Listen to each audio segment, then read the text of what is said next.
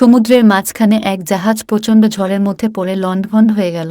সেই জাহাজের বেঁচে যাওয়া এক যাত্রী ভাসতে ভাসতে এক নির্জন দ্বীপে এসে পৌঁছাল। জ্ঞান ফেরার পর প্রথমেই সে আল্লাহর কাছে প্রাণ খুলে ধন্যবাদ জানাল তার জীবন বাঁচানোর জন্য। প্রতিদিন সে দ্বীপের তীরে এসে বসে থাকত যদি কোনো জাহাজ সেদিকে আসে এই আশায়, কিন্তু প্রতিদিনই তাকে হতাশ হয়ে ফিরে আসতে হতো। এরই মধ্যে সে সমুদ্র তীরে তার জন্য একটা ছোট ঘর তৈরি করে ফেলল। সমুদ্রের মাছ ধরে এবং বন থেকে ফলমূল শিকার সে বেঁচে থাকল। এরই মধ্যে সে একদিন খাবারের খোঁজে বনের মধ্যে গেল। বন থেকে সে যখন ফিরে এলো তখন দেখল যে তার রান্না করার চুলা থেকে আগুন লেগে পুরো ঘরটিই ছাই হয়ে গিয়েছে এবং তার কালো ধোঁয়ায় আকাশ ভরে গিয়েছে। লোকটি চিৎকার করে উঠল, হায় আল্লাহ, তুমি আমার ভাগ্যে এটাও রেখেছিলে। পরদিন সকালে এক জাহাজের আওয়াজে তার ঘুম ভাঙল। জাহাজটি সেই দ্বীপের দিকে তাকে উদ্ধার করার জন্যই আসছিল।